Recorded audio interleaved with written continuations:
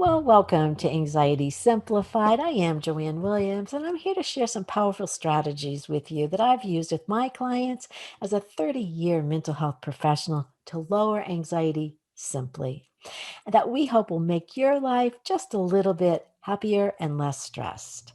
And I have a very special guest with me today, Lauren Dreher. Lauren is a mindset enthusiast and the author Go with your gut, then keep going. And I read this and I really want to talk about this because there's a lot of good stuff in this. But she wrote this book because she was growing up angry because of visible facial scars that left her with a lifetime of negative self talk with little self confidence into early adulthood. But she took action to change her life through creating new habits and of mindset, which listeners, you'll hear that one over and over again from me because I think that's really where it's at. But she's a professional speaker and she shares the tools she used to turn around her self image into her passion for helping others to shift perspective from outward image to appreciating her internal core beauty as the real truth. So, welcome, Lauren. So, tell us more about your story of shifting your mindset and where this all started for you.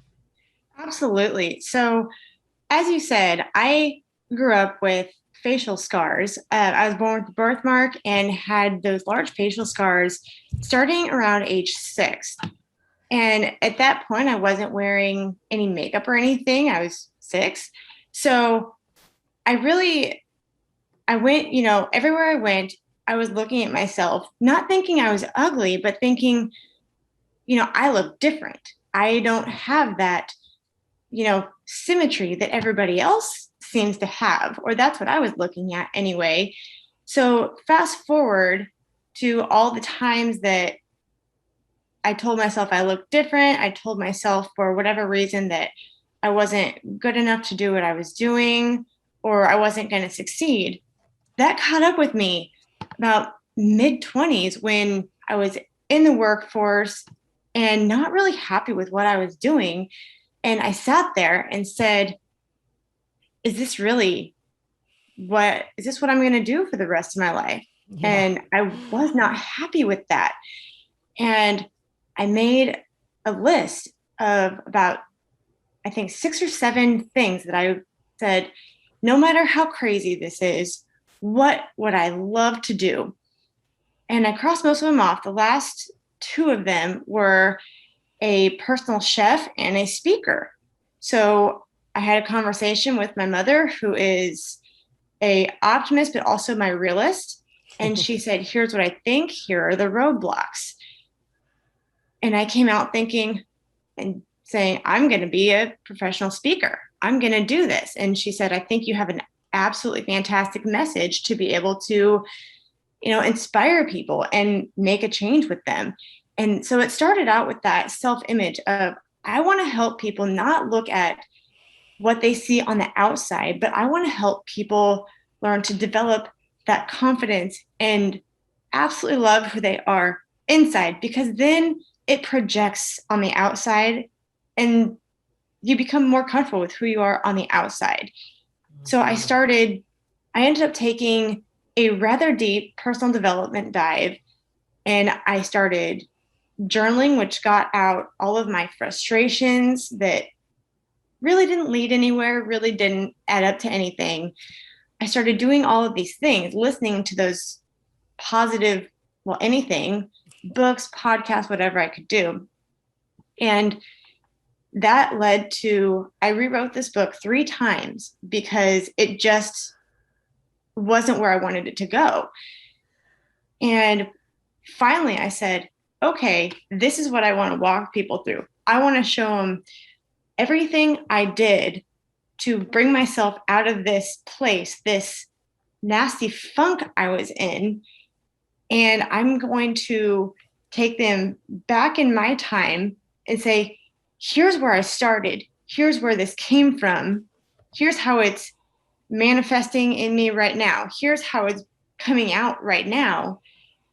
And here's how I'm working through it to get myself where I want to be so that I enjoy who I am so that I can embrace who I am instead of just going with the everyday flow and doing what everybody else thinks I need to be doing. And here we are. Yeah, right. Because you make it sound easy. No, not easy. And sometimes when I say, yeah, like my podcast, Anxiety Simplified, it may be simple steps, but yeah, I can't call it easy. And, um, but I think your book outlines it really well in how what steps you do take, and I don't know if I'm going to remember the quote exactly, but the tiny steps get you there, or, it's like I so believe that it doesn't have to be these big jumps, just consistency. And I heard that too about changing habits. Is that what you Absolutely. found? Well, and that was one thing that really helped me because I was always one of those people that started with, I started from point A and said, I'm going to get to this point. And then I was like, I don't know how to get there. And then I just paralyzed myself. And then I didn't do anything. I didn't take the action. Once I started doing those tiny things and taking those small steps to get there, like you said, it's not easy, but it's manageable. Mm-hmm. I think about that sometimes with mindset as well. We think about these grandiosity things about we're going to achieve or want. And maybe you see somebody, even like you, that they got there. But it's like, well, then shouldn't it just be a snap of the finger, and get there like magic? And people miss the part that, this is a journey, really, this whole entire life. And that these steps in it come with daily habits of doing the same thing to get us there, instead of just snapping a finger or making believe, like on social media, that it all looks good. It's hard. It can be hard work. you know, Everybody always, I think, feels that we talk about those exciting things. Nobody talks about the muck that we drag ourselves through to get here because but those bright days are fantastic, but those dark days are rough. But that's what builds it and gets you to work through and to get. I mean, for me, that's how I got where I was. I worked through the hard stuff and I just kept going. And you faced it. I found, as a therapist, I find that fear of an imaginary thing, but it feels frightening, because they've built it up in their head as something I can't. It's so big, or I'll never, and I can't, do it. And just like you're saying, facing that, it almost like brings it down to size. Oh, I can do this part step by step. I don't have to think of the whole thing. So that's kind of heard you say. You feel like you kind of chunked it down into pieces that were doable.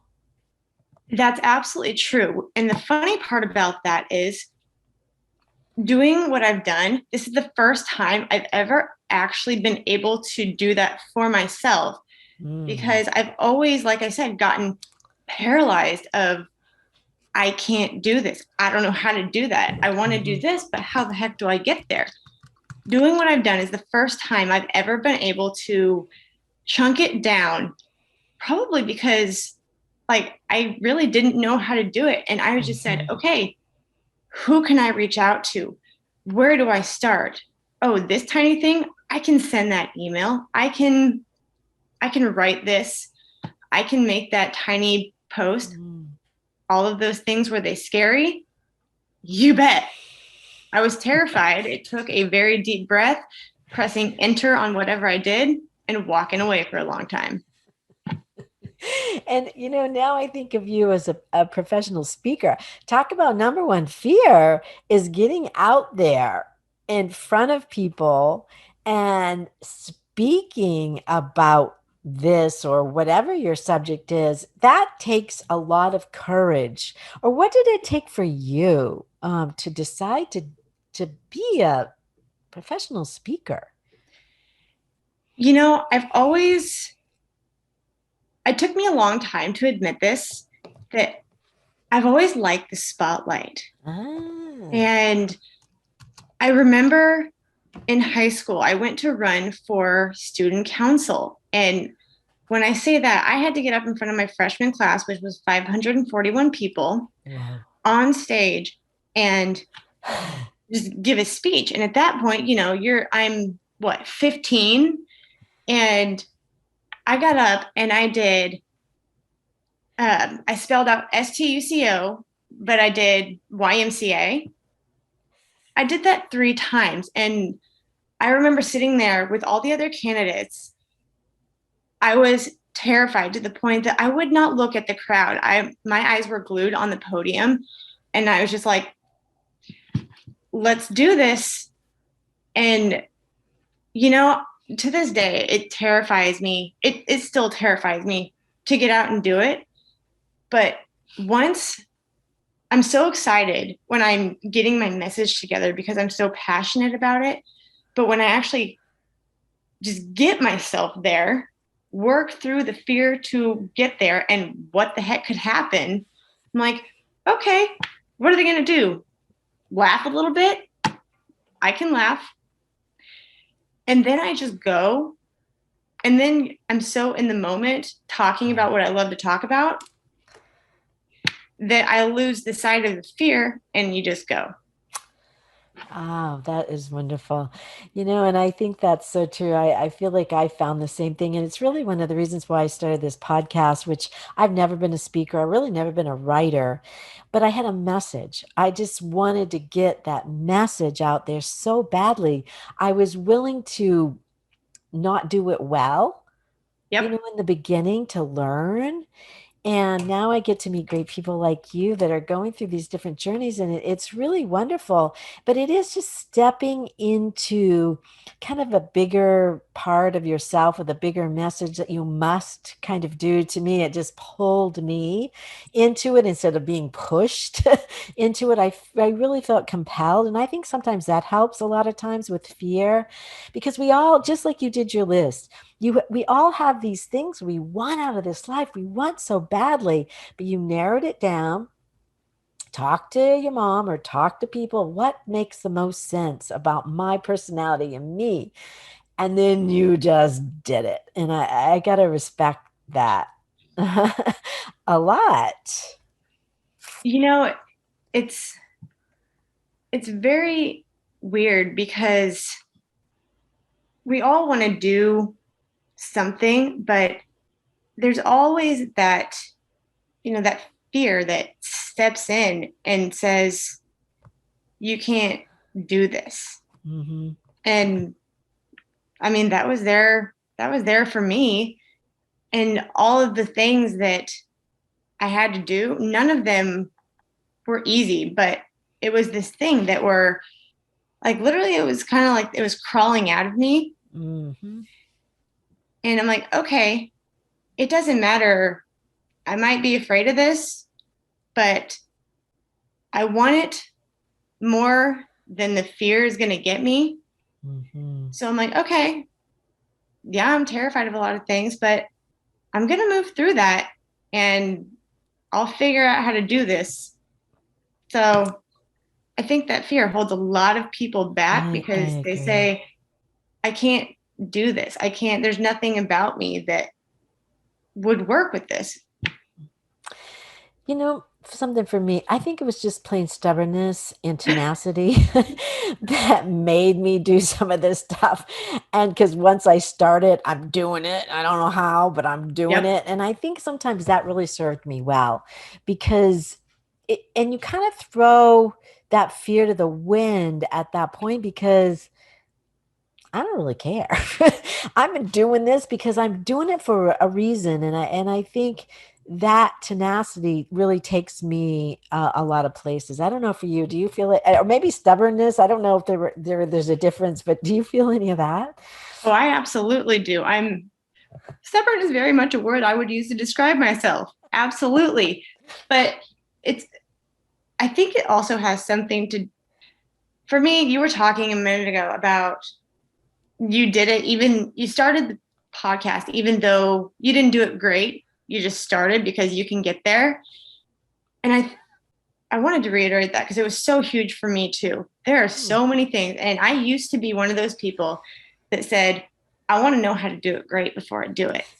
Yes. We all have to start learning somewhere. And so many people are like, I'm not going to do it unless I'm great and I can do it great.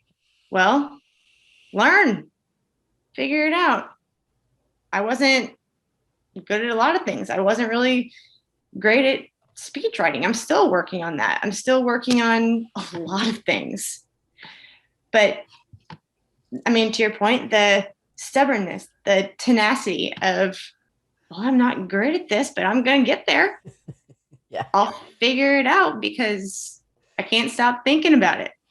Right. Yeah, it kind of does that. I think you used the word compelled. I'm going to ask you because part of the book too is about looking, you were a pleaser, a people pleaser, and how you got over that and kind of the opinions of others. I think is a huge obstacle for people at times. And I think as we grow older, I think we get less and less of it. But middle school, high school, that's all there is, your Right. peers and all that. But as you get a little older, maybe it doesn't matter so much, but you felt like you had to get over that people pleasing, right? Yes. And it is a daily struggle still. I will say that. Most everything I do is I still work on it daily. The people pleasing thing, I have always been one. I wanted to make everybody happy. And so somebody would ask me to do something or tell me they needed this done, whatever it would be. And even if I was in the middle of something, no matter the importance to me, I'd say, absolutely, let me do this. Let me drop what I'm doing. And I would, you know, run the errand or do the task or whatever. And then it left me being like, okay, well, I still have the things that I want to do. Right. And I realized that I was saying yes to so many things and so many people that I'm like, I'm not doing what I want to do. I'm trying to make all these people happy, but I'm not making myself happy because I'm putting myself to the side and the things that I want to the side. And part of that for me was I didn't want them to be mad at me or say, Yeah. what are you doing? Like why is what you're doing more important than what I'm doing? And even to that effect, I had to get over if they were saying, or if even I was thinking they were saying, Yeah, right. Right. what what you're doing is not worth anything. What you're Mm. doing, I don't agree with. Anything that is in that realm, because I'm like, okay, this is worth it to me.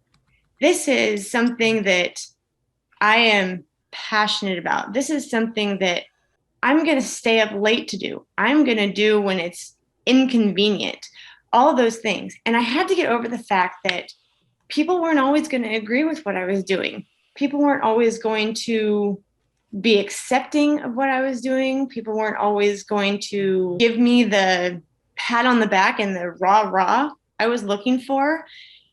Right. And I learned that I had to get over that. And if someone said, what are you doing? Or what do you think about this person? And like, if somebody else asks someone I'm close to what I'm doing, and they're like, well, do they care about this? Maybe they, are overwhelmed about this because very few people I find are comfortable with the amount of vulnerability that I Right. enjoy having.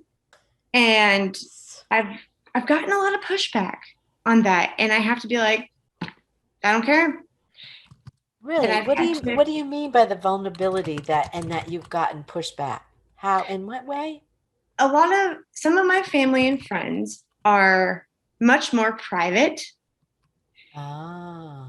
And by me talking about who I am, what I've done, the Mm. struggles that I've gone through, it's been hard for them to hear it and hard for anyone they Ah. know to hear it and say something about it because they're saying, what's she doing? What, what's the goal with this? And I'm like, well, I want to make an impact. I want to show people that they can do what I've done, that they can work through the things just like I have. And it's kind of a lot of people aren't ready and willing and okay with being that open and vulnerable. And it's like, okay, well, I am. I enjoy it. Did you feel judged Probably a little bit, yeah. for doing it? And like, I'm sure they weren't trying to be critical, Mm-mm. but you felt like they were, in a sense, criticizing or like the why are you needing to do this in some way? Yeah. Yeah. Oh, that can be And really tough. Um, and it was really rough because it came from people who's who I want to tell me that what I'm doing is great. I yeah. want that I want that acceptance, which Yes. I've had to accept that I might not get it and be okay with that. That's big. So not like that is a huge people pleasing thing for me Yeah. is like they don't necessarily love what I'm doing. Sorry, And you're doing it anyways I'm doing because it it's anyway. for you and others. Yeah, Absolutely. and that's really a big message. And I feel like younger people who deal with social media, there's so much of that. I see anyway, the Mhm. critical, the judgment, and it I just don't know how they do it, and come out with a good sense of their self, because I'm hearing from you that yes, you understand they're not approval of some way, but I'm doing it anyways because I have a good sense of myself now. And it took me a long time to get there. And it took me saying, I'm going to do it anyway because it lights me up and it gives me energy. Yeah, that's a good way to know you're going in the right direction right there. Yeah. Yeah, you hear that, everybody? That was a good one. When it gives you energy, it fills your heart, or gives you something, it keeps you going. Yep. Oh, Yeah. And like I said, it's still a struggle daily because I want certain people to affirm me and say, hey, I love what you're doing. This is fantastic. And the people that I want it from don't function that way. right. And that's really, really hard to come to terms with. But how much are and you willing to and go? without judging them for it too. That's their opinion, or that's their prerogative to see it the way they need to, but we don't have to even judge the way they perceive this either. It is because I honestly, I have found such freedom Mm, in a learning to, as cliche as it might sound, love myself as I am, hmm but love others as they are as well. hmm That's hard. That's in practice, because it's easy, like you're saying, it may be cliche because you just say it. But when you do that in your life, that is a lot of self-awareness. That's Oh yeah. growth, is what, Yep. I would see. And this really reminds me of a Bruce Lee quote. And for anybody that doesn't know Bruce Lee, you really ought to see anything he does. He's a martial art, one of the greatest all-time martial artists in the entire world. He did movies and he did all of his own stunt work. And he said, "We are what other people say we are. We know ourselves chiefly by hearsay." And he has this essay titled "The Passionate State of Mind." And he says the lack of our own self awareness, he argues, makes us look to others to tell us who we are. Oh, that stings to me. But he says learning not to do this is one of the life's hardest and most important lessons.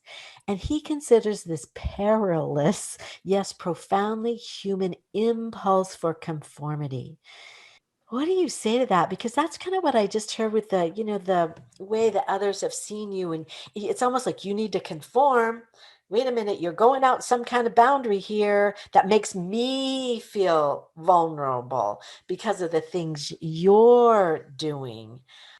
And any You know, thoughts? what I would say to that is I think, and maybe if it's not even personal relationships that make you feel like that, in general, I think the world makes you feel like that because it's this thing of we go to school for X amount of years, we get a degree, and then you go use said degree.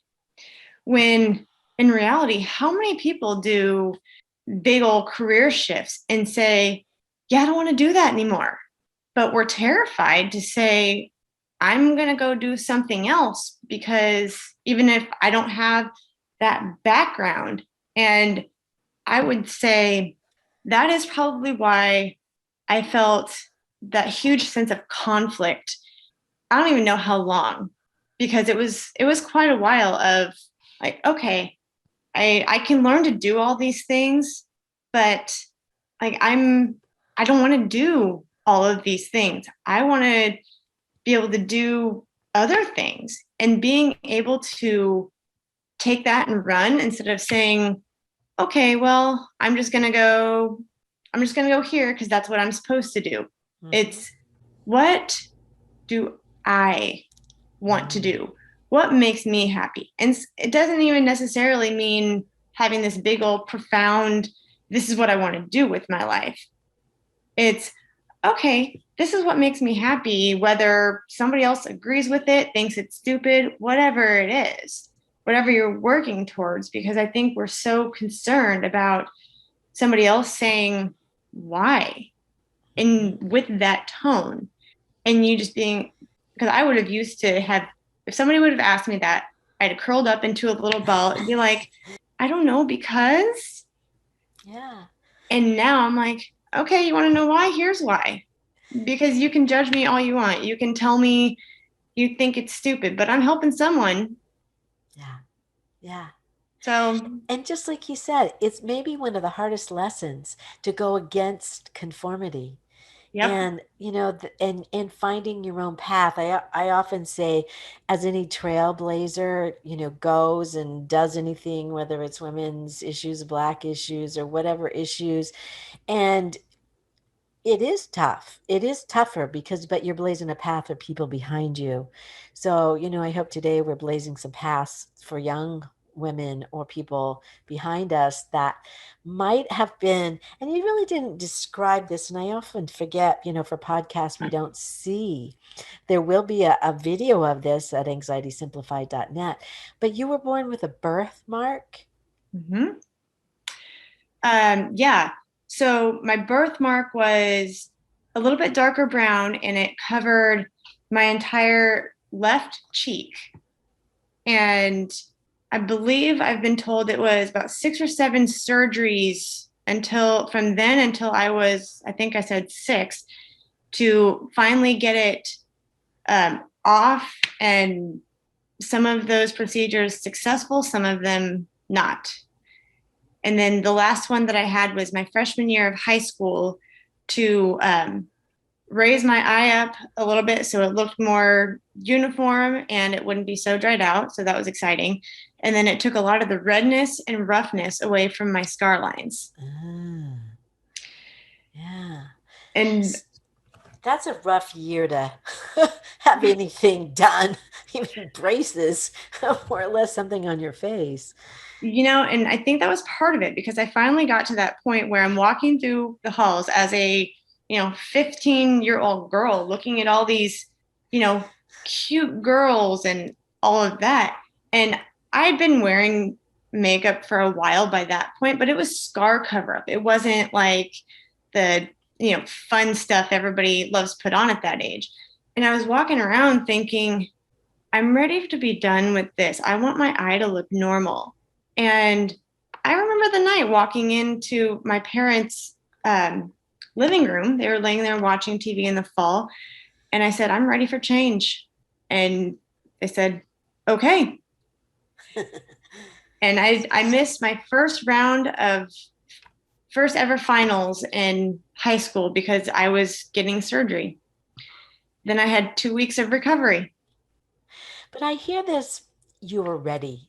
And I think that is what it takes for this mindset shift to happen. It's like you do need to be ready and kind of ripe and done with whatever it is you're going on in your life. There kind of like becomes this defining moment. It's like, okay, I am ready to move forward. And maybe that is where the stubbornness or the tenacity comes in. But it sounds like that's what you had. It was that moment. I'm done. I want this now. And, I think that could be said for a lot of things because I think that was it. And I respected my parents a lot for letting me make that decision and then going with it.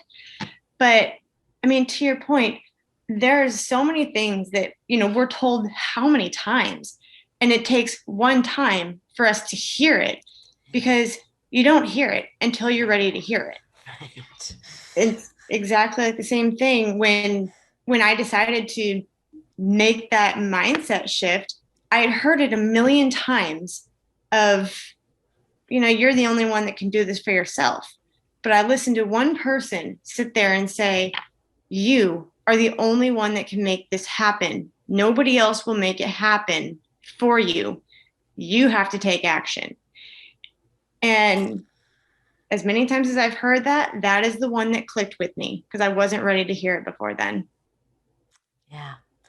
And that's huge. And you're right. I think that happens. Those are the big defining moments in our life when we're ready to move into something new or, done with something in the past. And that's when we seem to really make those kinds of shifts. And I want to encourage everybody to get your book, and we'll have this in the show notes, but it really, you do walk them through some of these steps Mm-hmm. that you went through for this personal development journey and that shift in mindset. And I think it's really important that people do look within themselves and not look for the approval from others to take these big steps. When you're ready, it should be get out of my way. Yep. You are ready to do it, and that's great. And you also have kind of an offer or a gift also for the listeners. Can you tell us a little bit about the journal?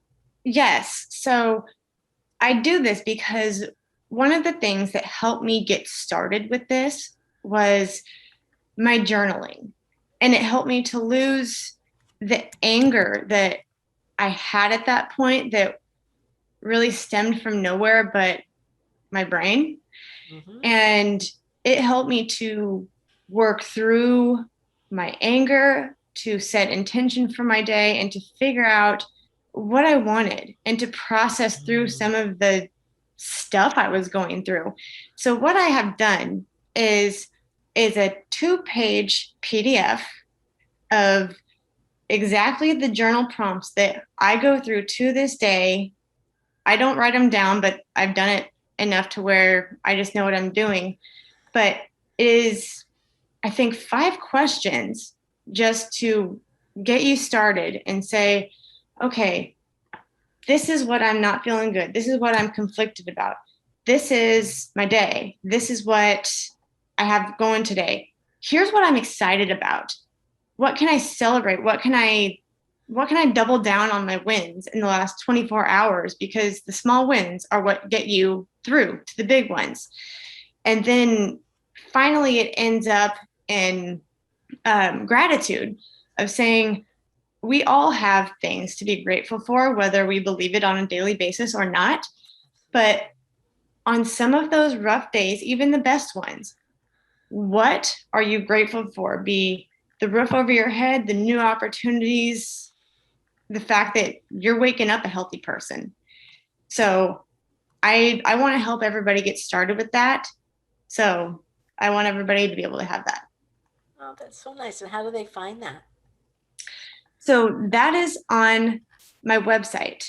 And if they want to get with me, I will be absolutely happy to send it to them. All right. Or they can go to your website, and it's Live Life with Lauren.com, Lauren.com. And I'll put it in the show notes so that everybody can go and get this journal because I think those things can be really, really helpful in the beginning. And I really heard your focus on what do I want? And without really focusing there, it's like we just kind of are a ship without a sail. And it would be a lot easier to get there if you have a direction. So it sounds like that can give, somebody a really clear direction. Absolutely. That's really good. And also we'll put the link how to go to Amazon to get your book, Go With Your Gut and then keep going, because I think that could be really helpful as well for people to have a guide. It is kind of a guide as well Hmm. that you can use to kind of chart what what worked for you and how to do that so that you don't have to do this all yourself in that way or make it all up. You've kind of laid out a path for people, and I think Absolutely. sometimes we all kind of need that. It's just sometimes it's too much or too big, and this makes it a little bit more manageable. Absolutely. Yeah. And is there anything else you'd like to share with us before we close today, Lauren? Absolutely. So my the biggest thing that I want to leave people with is the title of the book. We all have that gut feeling of I want to do this or that, but you make the excuse for whatever reason. So I would say Mhm. go with your gut and figure it out, do what you want to do, and don't stop. Keep going because you'll eventually get to where you want to go. There will be everything, criticism, anything that could stop you along the way, but keep going with your gut.